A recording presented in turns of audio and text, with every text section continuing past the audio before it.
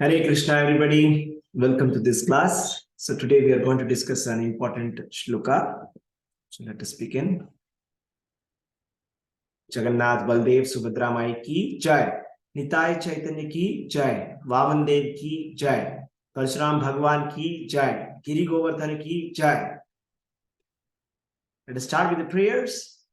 Om Ajnanatimirandhasya Jnananjana Shalakaya Chakshurunmilitam Yena Tasmai Shri Gurave Namaha Nama Om Vishnupadaya Krishna Prashtaya Bhutale Srimate Bhakti Vedanta Swaminiti Namine Namaste Saraswate Deve Gauravani Pracharine Nirvishesha Shunyavadi Paschatya Deshatarine Om Vishnupadaya Krishna Prasthaya Bhutale Srimate Jayapataka Swaminiti Namine Namacharya Padari Takripa Padari Gaurutharam Jai Shri Krishna Chaitanya Prabhu Nityananda Shri Advaita Gadadhara Shri Vasadi Gaura Bhakta Vrinda Hare Krishna Krishna Krishna Hare Hare Hare Rama Rama Rama Hare Hare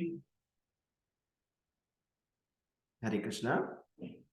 So we are in the chapter number 8 and the name of the chapter itself is Attaining the Supreme. And today's verse is about how to attain the Supreme. Let's read this verse. One of the most important verses of Bhagavad Gita. Antakale cha mameva smaran muktva kalevaram yah prayati samadbhavam yati nastyatra samshaya. Antakale cha mameva smaran muktva kalevaram yah prayati samadbhavam yati nastyatra samshaya. Antakale cha mameva smaran muktva kalevaram yah prayati samadbhavam yati nastyatra samshaya. And whoever at the end of his life quits his body, remembering me alone, at once attains my nature. Of this, there is no doubt. So this is such a wonderful verse, where the Supreme Personality of Godhead, Lord Shri Krishna, is saying that anybody who remembers Krishna alone at the time of leaving his or her body, that person will attain the nature of Krishna. And he's saying that there is no doubt about it. Yati nastyatra samshaya. There is absolutely no doubt about it. So, the Vedas are apaurushaya. That means they are not written by a mundane person. And here, this is like a Veda Vakya. That means it is infallible. It is absolutely true. 100%. So if we are able to remember Krishna at the time of quitting our body, definitely we can go back to Godhead. So the time of dying or the moment of death is a very important time. That's when we are being put to a test. So all that we have done, all our life, is put to a test at the time of death. So I'll tell you a story of King Bharat Maharaj. So the King Bharat Maharaj was a great king, and he was a very, very renounced king. And what he did was, at a very young age, he renounced everything and went to the forest, because he knew perfectly well that if we remember Krishna at the time of dying, we can go back to Godhead. So to practice that Krishna consciousness, he left all his kingdom, everything, and he went to the forest. And after going to the forest, he was nicely doing all his practices, right? Whatever rituals that he had to do, he was doing all that nicely. But one day he saw that there was a pregnant deer that was running in that direction. And it was being chased by a lion. And somehow it escaped and it just jumped into the water. and the mother died, and it just gave a birth to a baby deer. And that baby deer was being taken care by Bharat Maharaj. Bharat Maharaj felt very compassionate. Oh, who is going to take care of this? And he started taking care of the deer very nicely. And he got so involved with it, so attached with it. Here he has left his kingdom and come for spirituality. But now here in this forest, he has got attached to this deer now. And he's always, petting that deer, taking care of it, always talking to it. And he spent a long time like that. At the time of dying, he remembered this deer. Where is that? Where is that deer? Who is going to take care of it? And then he left his body. So the next lifetime did not go back to God. He was born as a deer. So at the time of quitting our body, whatever consciousness we remember, we get that kind of a body. Since Bharat Maharaj did not remember Krishna, transcendental consciousness, he remembered this deer, therefore he had to take a birth as a deer. Right? So similarly, there's a beautiful verse in the Mukundamala Stotra given by the king Kulashekara.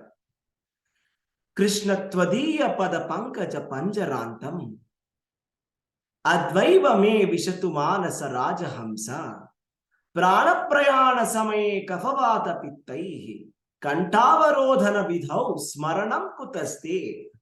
Says, O Lord Krishna, at this moment, let the royal swan of my mind enter the tangled stems of the lotus of your feet.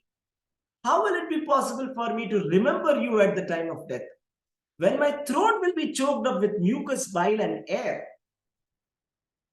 So, King Kulashekar Alvar is a pure devotee. So, he's asking a very logical question. At the time of dying, I don't know what will be running in my mind or what will be my bodily situation. Right? I may be disturbed by the kapha, pitta, and vata. Right? The bodily disturbance. No, I don't know. Somebody may be in comatose also at the time of dying. So what is the chance for remembering Krishna at the time of dying and to go back to God?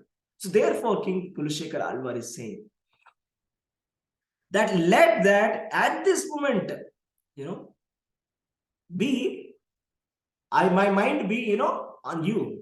Let the death come. If the death has to come, let it come now, because I am remembering you now, right? In a hale and healthy position.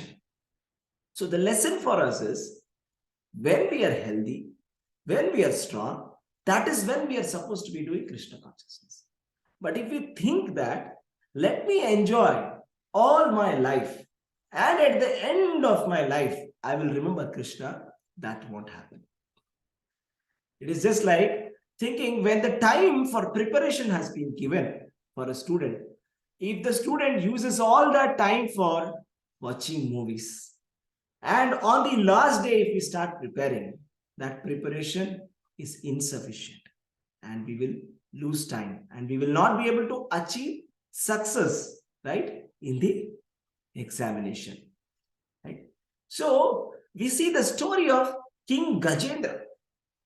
Right? Gajendra was the elephant king, and he was sporting in the water with all his queens very wonderfully. Right?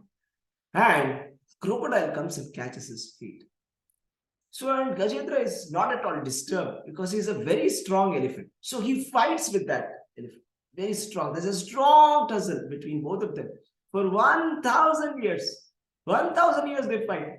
And then finally, Gajendra becomes so weak, all his blood in the body is gone. He's completely so weak now.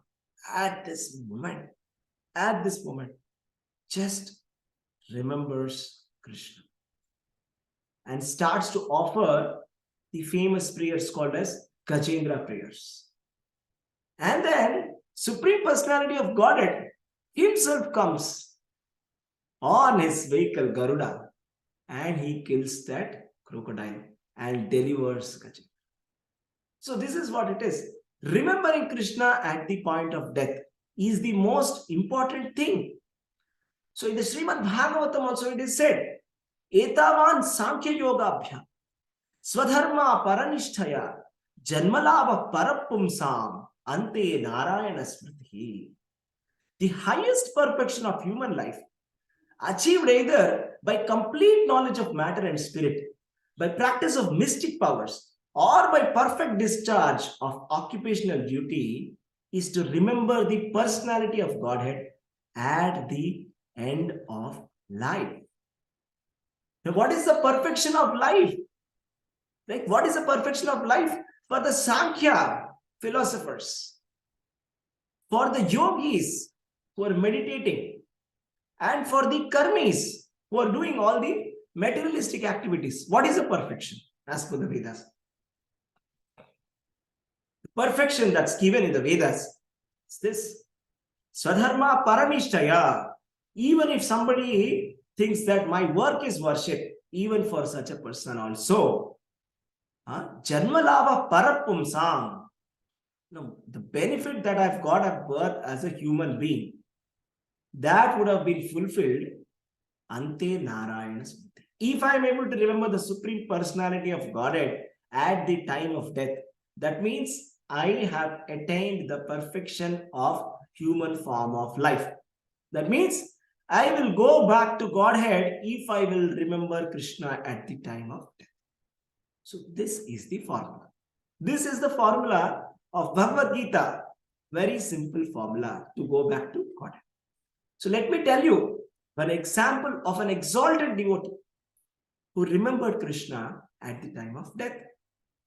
So it is none other than Bhishma Pitamaha, the grandfather of the Pandavas. Right? And he was lying on the bed of arrows. Now, very much befitting, the way how a Kshatriya should die. A Kshatriya is not supposed to be dying, on a royal bed, sleeping in his palace. That is considered a very low death for a Kshatriya. So he is on his duty, Bhishma Pitamaha, and he had a boon, Ichhamrityu. He could decide the time of death.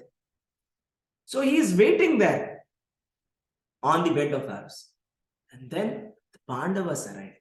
And all the sages of the world arrive there to witness the passing away of Bhishma Pitamaha. And at that time, the Supreme Personality of Godhead, Lord Sri Krishna, arrives. At that time, Bhishma Pitamaha does wonderful prayers to Krishna. And he is looking at Krishna. Then he says these verses. Now I can meditate with full concentration upon that Lord Sri Krishna, now present before me, because now I have transcended the misconceptions of duality in regard to his presence in everyone's heart. Even in the hearts of the mental speculators, he is in everyone's heart. The sun may be perceived differently, but the sun is one. So, this was his last prayer. And then here it says, Suta Goswami said, thus Bhishma Deva merged himself in the super soul, Lord Sri Krishna, the Supreme Personality of Godhead, with his mind, speech, and sight and actions. And thus he became silent and his breathing stopped. So such a glorious way he has left his body. Bhishma Pitamaha is setting an example and showing us how to leave the body, how to remember Krishna at the time of death. And when Bhishma Pitamaha passed away, flowers were showered by all the demigods from heavens. Right? So, we will hear another example, right, from Srimad Bhagavatam. That is of that of Parikshit Maharaj. Parikshit Maharaj was the grandson of Arjuna.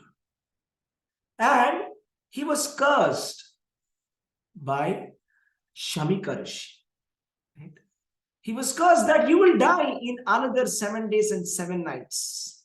You will be killed by a snake bird called Takshika. So Parikshit Maharaj very well knew this. I am going to die in another 7 days. So what did he do in those 7 days? This is very exemplary. These are all life lessons. So Srimad Bhagavatam is giving us an important instruction, right? In alignment with the principle that Lord Shri Krishna is saying in Bhagavad Gita in this verse, to remember Krishna at the time of death. So what did Parikshit Maharaj do? He immediately left his kingdom, transferred all the ownership to the next generation. Then he went to the banks of Ganges and he started fasting until death. And he was waiting for his death. That time all the sages assembled there. And he started asking, "Oh my dear sages, can you please tell me, what should I be doing? If a person is going to die in another 7 days, what should that person do? What is the duty of that person? Please tell me. What is the duty of person in general also? Please tell me." That's what he asks. Right? And sages are confused. They don't know which method they should propose. Only 7 days to die. How to attain perfection of life? How to attain perfection of life in 7 days? Then Shukadeva Goswami comes. And he sits in the Vyasasana. And he starts delivering Srimad Bhagavatam. And then he says, always remember Krishna. Shrotavya kirtitavyascha dhyaya pujyascha nityada. Always remember Krishna, hear about Krishna, worship Krishna, glorify Krishna. That is the perfection of life. Right? So that is how you can transcend the 3 modes of material nature and go back to the Godhead. Right? So in the last moments of Parikshit Maharaj, he addresses Shukadeva Goswami and he says this. To Shukadeva Goswami, on the 7th night, when he's about to leave his body, saying this to Shukadeva Goswami.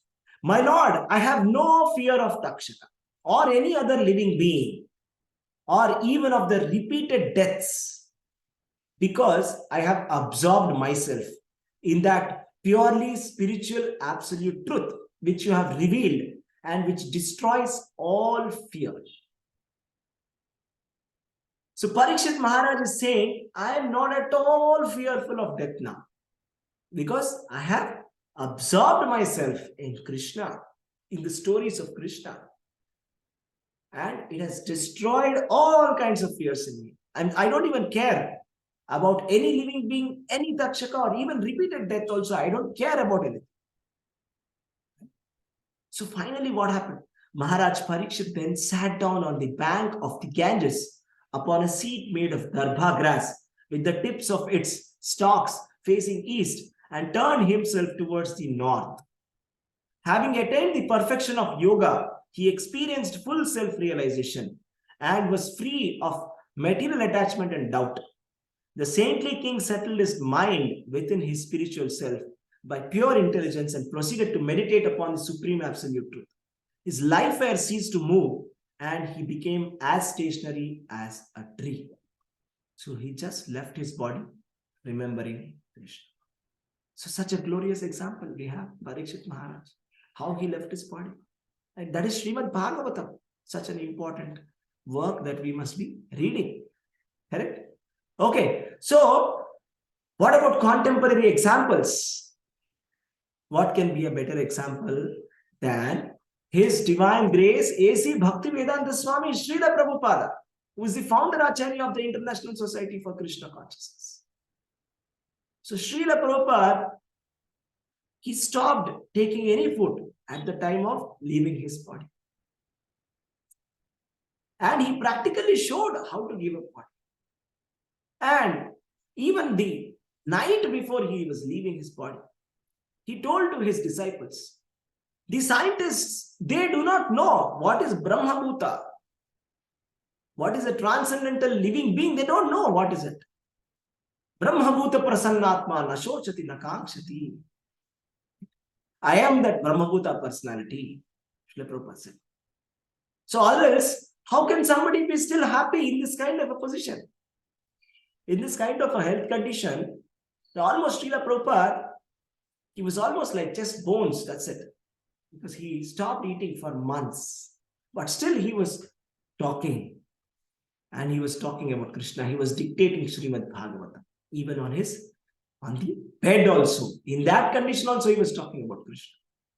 And he was very happy. Right?